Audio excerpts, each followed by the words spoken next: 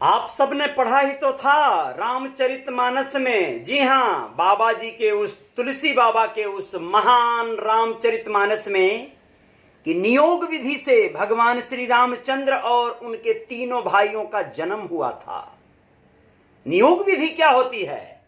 कहा गया था कि गुरु वशिष्ठ के साथ श्रृंगी ऋषि के आश्रम में तीनों रानियों को भेजा गया और खीर खिलाने से भगवान और उनके तीनों भाइयों का जन्म हुआ।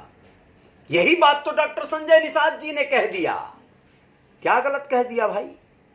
यही विधि थी ना। तो उन्होंने कहा कि खीर खिलाने से कैसे यह विधि और यह जो संस्कार होता है जन्म होने का या गर्भ धारण का, ये कौन सी विधि है? विधि तो एक ही है जो सीधी है।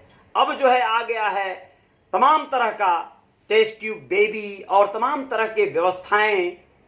तो उस समय भी जो विधि थी भगवान जी के जन्म की, जो विधि, डॉक्टर संजय निषाद जी के साथ हूं, पूरे कथन के साथ, पूरी बातों के साथ और रहूंगा सदैव। क्योंकि डॉक्टर संजय निषाद जी ने जो बातें कही वो 100% सही हैं। भगवान श्री रामचंद्र जी का और गुहराज निषाद महाराज का जन्म का नाता है, खून का रिश्ता है, इसमें कोई संदेह नहीं है। भारतीय जनता पार्टी और तमाम ऐसे नेता और ऐसे आध्यात्मिक सोच वाले लोग इसका अगर गलत अर्थ लगाएंगे तो बात गलत हो जाएगी। नमस्ते, मैं हूं Ajay Sahni, star real reporter news के अपने पेज पे पुनः एक बार जय जयकार करने हेतु आया हूं आप लोगों के बीच और बताना चाहता हूं, पहली लाइन में जान लीजिए कि वक्त आ गया है जब योगी बाबा जो सूबे के मुखिया हैं उत्तर प्रदेश के, उनके मठ को यानी राजनीतिक मठ को डॉक्टर संजय निषाद जी जैसे कद्दावर नेता को सौंप दे भारतीय जनता पार्टी। वक्त आ गया है, सरकार वही बनाएगा उत्तर प्रदेश में इस बार।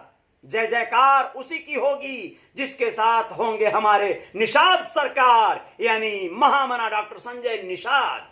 पॉलिटिकल गॉडफादर कहते हैं उन्हें, यूं ही नहीं कहते। उसके पीछे का लॉजिक समझिए, तथ्य समझिए। कौन है, किसकी औकात है जो राजनीति के तथ्यों पर डॉक्टर संजय निषाद से ज्यादा पकड़ रखता है और ज्यादा सूझबूझ रखता है?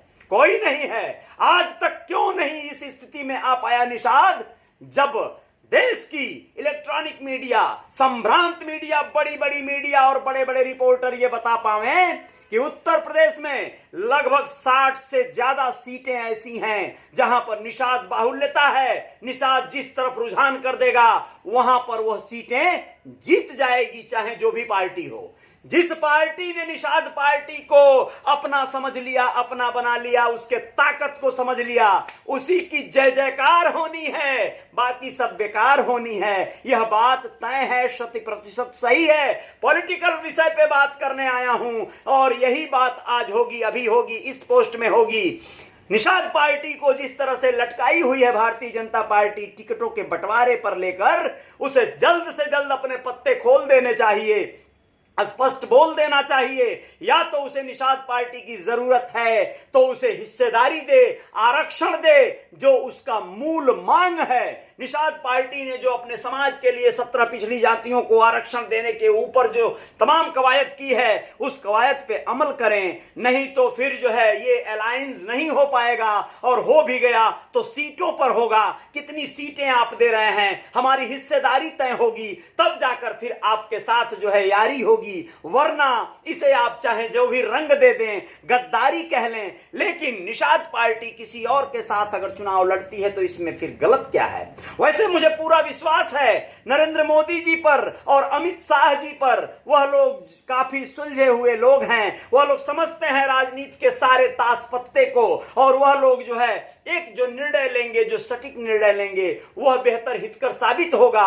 और वह निर्णय इस मद में ले सकते हैं लोग कि भाई निषाद पार्टी ही हकदार है असल में समन्वय करने की, असल में उसे हिस्सेदारी देने की, या उसे पाने का अधिकार है हिस्सा। 60 सीटें उत्तर प्रदेश की, सोचिए, निर्णायक भूमिका, यानी जो सीटें बाहुल्यता में, निषाद बाहुल्य कही जाती हैं वो सीटें हैं, वो वहां से निषादों का रुझान तय करेगा, सरकार बनाने की कवायद करेगा।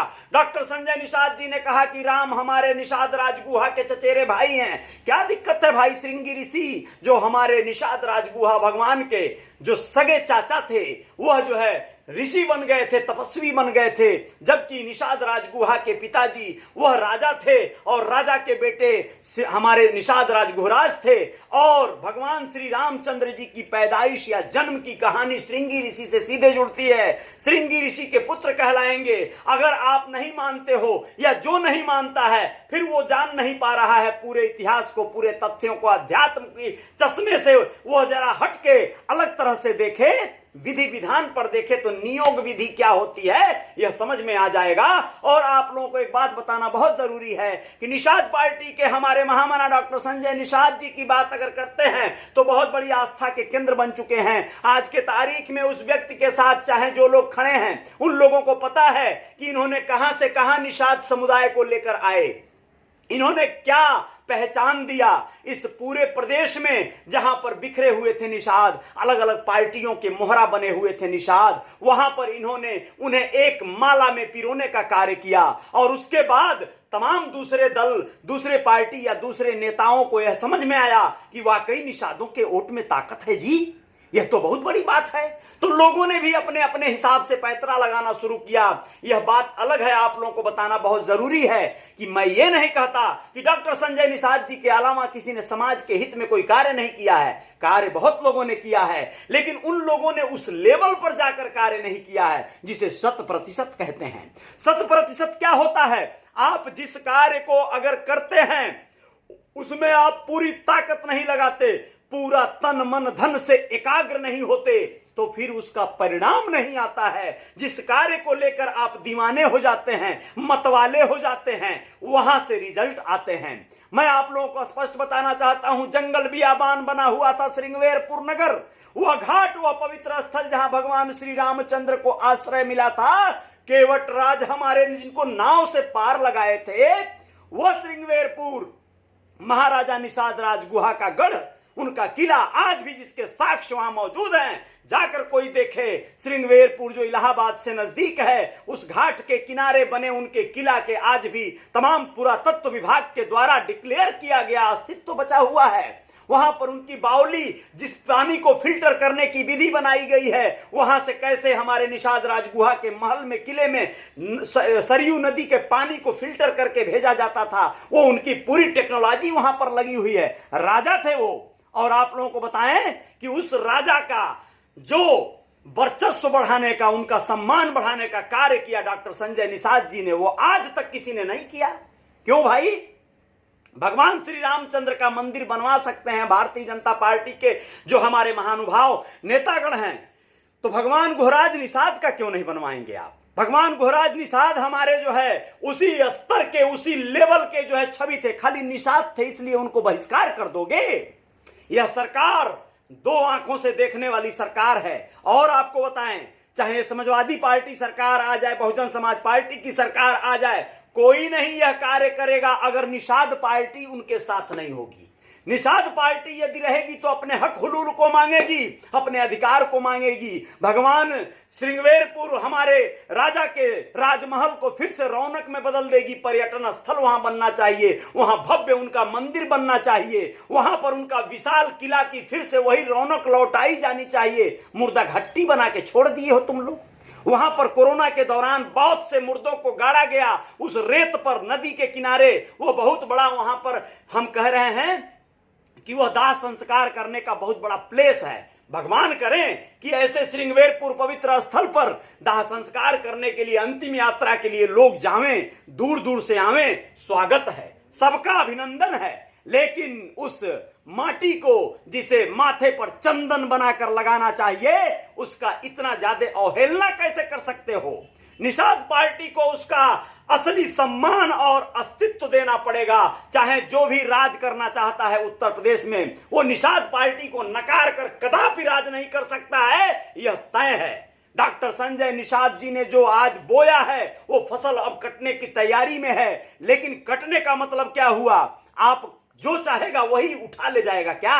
जो चाहेगा वही लूट ले जाएगा फसल को। फसल हमारे समाज की कम्युनिटी है, एक ऐसी कम्युनिटी जो लड़ना जानती है, जो आंदोलन करना जानती है, जो संघर्ष करना जानती है। किसानों के आंदोलन के आगे तुम आखिर नतमस्तक हो गए।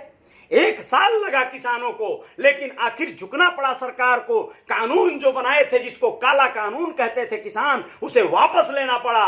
तो क्यों नहीं निषादों का आरक्षण मिलेगा? इसके लिए बस अब दूसरा रास्ता बचा है।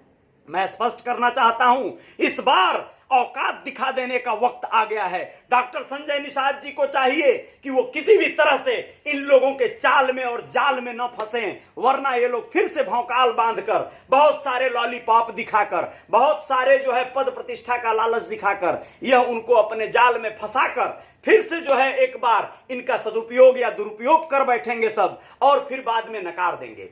तो होना क्या चाहिए दोस्तों, आप लोग तय करिएगा, जरूर करिएगा। बस मैं आप सबसे यही निवेदन करने आया हूं कि जो लोग भी निषाद पार्टी में बिलीव करते हैं, विश्वास रखते हैं, डॉक्टर संजय निषाद जी में आस्था रखते हैं, भगवान निषाद राजगुहा में जो लोग आस्था रखते हैं, भगवान श्री रामचंद्र को जो लोग अपना आराध्य मानते हैं, उन सभी से निवेदन करूंगा कि वह लोग हर हाल में डॉक्टर संजय निषाद के साथ खड़े रहें, 1 इंच 1 रत्ती भी इधर उधर न हिलें, वरना उनकी शक्तियों में कमी आएगी। और उनकी शक्तियां किसी भी तरह से कम नहीं करना है। किसानों के आंदोलन को याद कर लो, किसानों ने अपनी ताकत का एहसास करवा दिया इस देश के प्रधानमंत्री को, इस भारतीय जनता पार्टी की सरकार को, जो अपने आप को तानाशाही की तरह जी रही थी। लेकिन आपके निषाद पार्टी के डॉक्टर संजय निषाद के ऊपर जरा भी आंच ना आए, इसके लिए आप लोगों को हमेशा उनके साथ एकदम कदम से कदम मिलाकर रहना होगा, एकदम डटकर खड़े रहना होगा। आप लोगों को बताएं, आप एक बार किले पर आकर किले का वर्णन करें। आपने कहा धन्यवाद भाई साहब, बहुत बहुत शुक्रिया, किले पर जा चुका हूं। निषाद राज निषाद प्रयागराज से कह रहे हैं ये बात, बिल्कुल किले पर आकर वर्णन करूंगा मैं, जरूर आपकी मनसा पूरी होगी।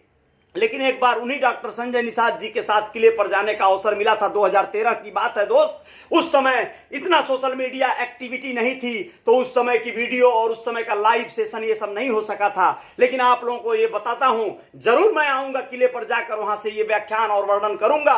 वो वक्त आने दीजिए, जरूर आऊंगा। लेकिन दोस्तों अभी मैं सिर्फ यही कहूंगा, अधिक से अधिक आप लोग इस वीडियो को शेयर जरूर कर सकते हैं। कारण है कि आपके डॉक्टर संजय निषाद जी को असल में जो लोग निषाद कम्युनिटी के हैं, चाहे वो विदेश में रहते हैं, चाहे देश के किसी भी हिस्से में रहते हैं, डॉक्टर संजय निषाद जी को अपना नेता मान चुके हैं, अपना अगुआ मान चुके हैं, तो उन्हें ही मानकर चलें। कारण है दूसरी पार्टियां अलग अलग निषादों को अलग अलग जगह से टिकट दे देती हैं अगर, तो वो ठीक है कि आप निषादवादी होकर, आप उस पार्टी के होकर अपने निषाद भाई को चुनें, उसको अवसर दें, उसको जितावें, ये बात दिगर है। लेकिन निषाद पार्टी की जब बात आती है तो फिर कोई समझौता, कोई सुलह नहीं होनी चाहिए। निषाद पार्टी आपके जीवन में एक अलग तरह की पार्टी है, जिसने अपने आप को खड़ा करने में 10 वर्ष तो लगाए, लेकिन 10 वर्षों में सिद्ध किया कि एक ऐसी कद्दावर, एक ताकतवर कम्युनिटी। और आप लोग अपराध न कीजिएगा, कोई गलती मत कीजिएगा, डॉक्टर संजय निषाद के उस पूरे